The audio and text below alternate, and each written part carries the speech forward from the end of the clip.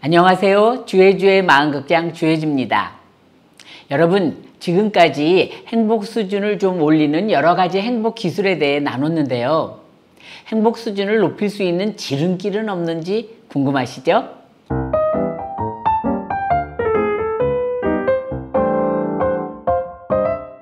오늘은 행복 증진의 첫 번째 지름길.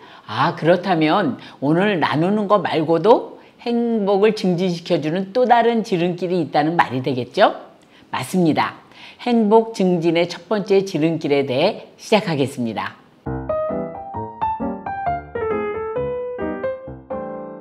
궁금하시죠? 바로 감사하기입니다. 너무 쉬운 거라 실망하셨나요? 감사하기는 행복과 아주 깊은 관련이 있고 중요하기에 두 번에 걸쳐서 나누겠습니다.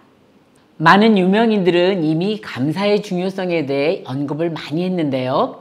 독일의 대문호 괴테는 타인의 은혜에 감사할 줄 아는 마음, 그것은 건실한 인간의 첫 번째 조건이다 라고 말했고, 근대 심리학의 창시자인 윌리엄 제임스는 감사를 아는 사람은 다른 사람의 유익을 위해 산다. 더 중요한 것은 그런 철학을 가진 사람은 저도 모르게 발전하게 된다라고 말했습니다. 그런가 하면 1958년 스트레스 연구로 노벨 의학상을 받은 한스 셀리에 박사가 하버드 대학에서 고별 강연을 끝내고 기립박수를 받으며 강단을 내려가는데 한 학생이 긴급히 뛰어오면서 길을 막으며 물었습니다.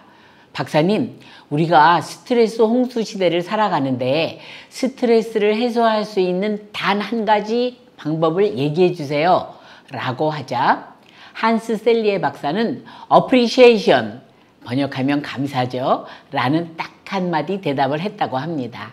이러한 감사의 효과는 과학적 실험에서도 증명되었습니다. 감사학의 전문가 로버트 에몬스 교수가 12세에서 80세 사람들을 대상으로 감사일기 실험을 했는데, 감사일기를 쓴 사람 중에 4분의 3이 행복지수가 높게 나타났으며 수면이나 일, 운동에서 보다 좋은 성과를 냈다고 합니다. 즉, 로버트 에몬스 교수 실험에 따르면 자기 전에 자신이 받은 은혜를 세는 것이 숙면에 도움이 되며, 감사를 습관화한 학생은 그렇지 않은 학생보다 연봉을 자그마치 25,000달러나 더 받았고, 감사를 습관화한 사람은 그렇지 않은 사람보다 평균 수명이 9년이나 길었다고 합니다.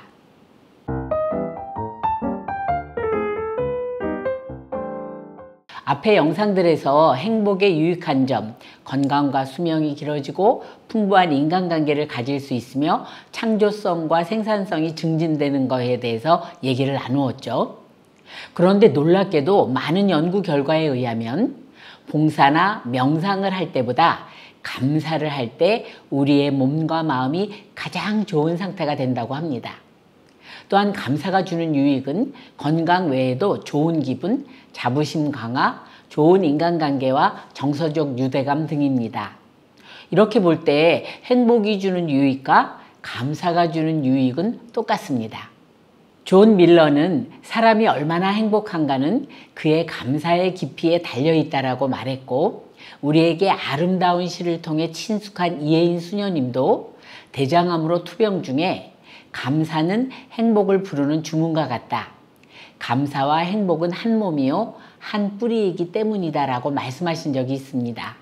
또한 조셉 우드 크루치 교수도 감사하는 마음이 곧 행복이라고 말했습니다. 이렇게 많은 분들의 말처럼 감사의 분량이 곧 행복의 분량인 것입니다.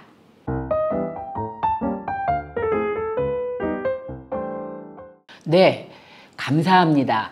또 고맙습니다라고 말을 하면 이 말은 귀를 통해서 뇌에 들어가고요. 대뇌 피질에서 이해한 말은 대뇌의 변연계에 기억되며 마지막으로 자율신경계의 중추인 시상하부에 도달해서 마음의 안정을 가져온다고 합니다. 그저 감사했을 뿐인데 뇌 화학 구조와 호르몬이 변하고 신경 전달 물질들이 바뀌면서 몸과 마음의 건강을 가져오는 것입니다.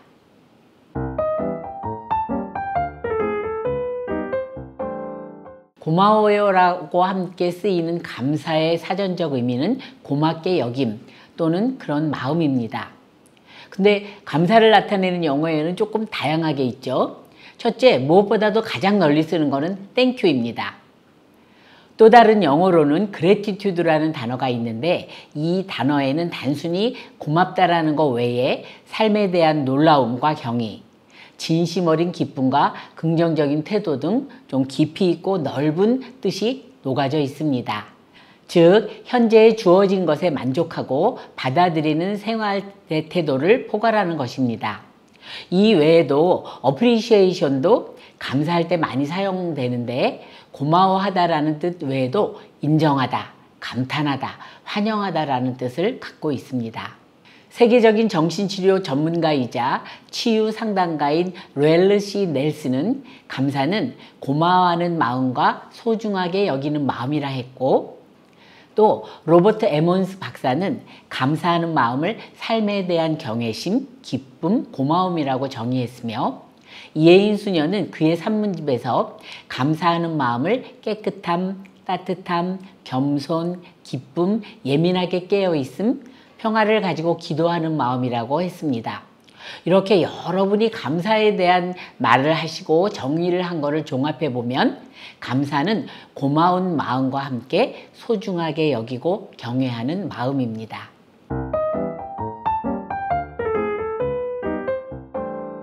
네, 한번 여러분도 가만히 들으시면서 생각해 보세요. 삶을 향해 일어나는 경의와 고마움과 이해의 느낌을 가질 때 감사를 느끼게 되겠죠. 또 좌절 속에서 밝은 면을 보거나 풍요로운 것을 상상할 때도 감사하게 되겠죠.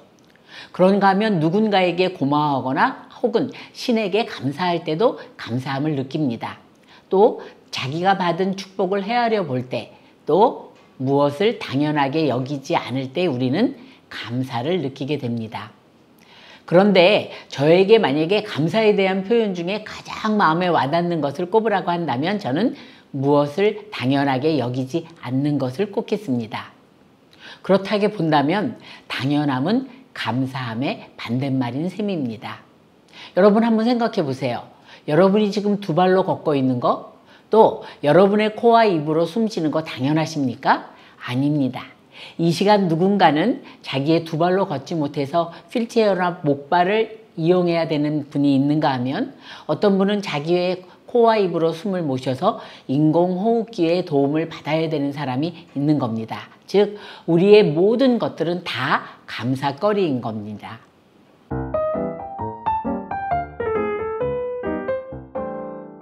네, 이 감사는요, 에너지이기도 하고요, 파동이기 때문에 같은 것끼리 끌어당기는 유유상종의 법칙을 가지고 있습니다.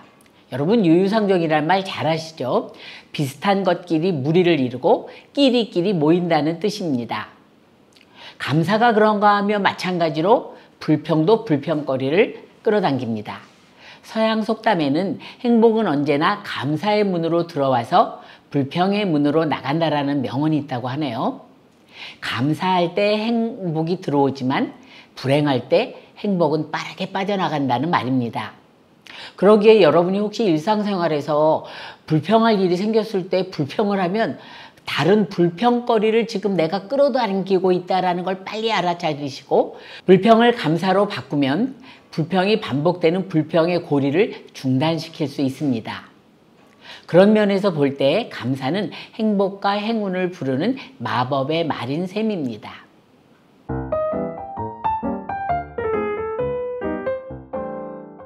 오늘은 영화만큼이나 드라마틱한 감사의 삶을 실천하며 산 사례를 소개해 드리겠습니다. 중국의 류웨이라는 이름의 발가락 피아니스트입니다. 그는 2012년 우리나라 TV 예능 프로에도 출연했었는데요. 이 류웨이는 10살 때 술래잡기를 하다가 감전사고로 양팔을 잃었습니다. 하지만 불굴의 의지로 12살에 수영을 자가로 배워서 2년 후에는 전국 장애인 수영대회에서 금메달을 수상하는 듯 여러 차례 메달을 획득했으나 이 또한 면역체계가 이유 모르게 약해지면서 수영을 그만둘 수밖에 없었습니다. 하지만 수영을 그만두게 된 그는 평소에 관심을 많이 가졌던 음악에 눈을 돌려 18세에 처음으로 발가락으로 혼자서 피아노를 치기 시작해서 자그마치 하루에 7시간씩 발가락 사이가 찢기도록 맹연습을 했습니다. 23살이 되던 해인 2010년 한 친구의 집요한 권유로 인해서 중국 오디오 프로그램인 차이나스 갓 탤런트에 출연하여 우승을 차지하고 그 이후로 중국을 대표하는 피아니스트로 성장했습니다. 22살에는 세계에서 가장 빨리 글씨를 입력하는 것으로 기네스북에 올랐고 23살에는 중국 최고의 달인으로 선정되었습니다.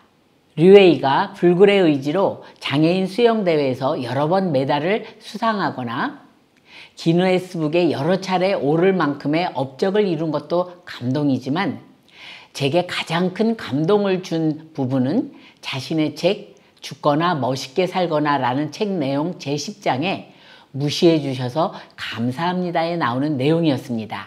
그의 어머니가 유명한 음악학교 교장선생님을 찾아가 아들인 류웨이에게 피아노를 배울 수 있는 기회를 주십사하고 간곡히 요청을 했습니다.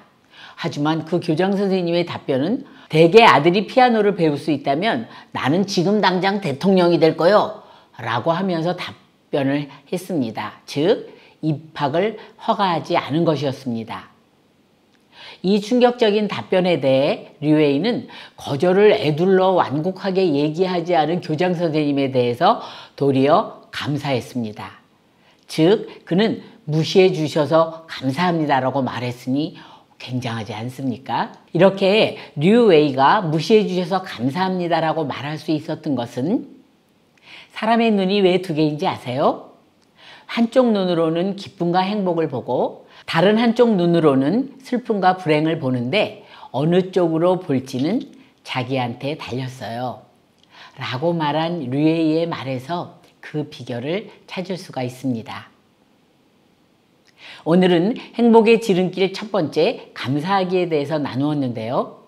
발가락 피아니스트 류웨이처럼 자신에게 일어난 모든 일에서 슬픔과 불행을 보는 대신에 기쁨과 행복을 본다면 무시받는 상황에 대해서조차 감사할 수 있겠죠.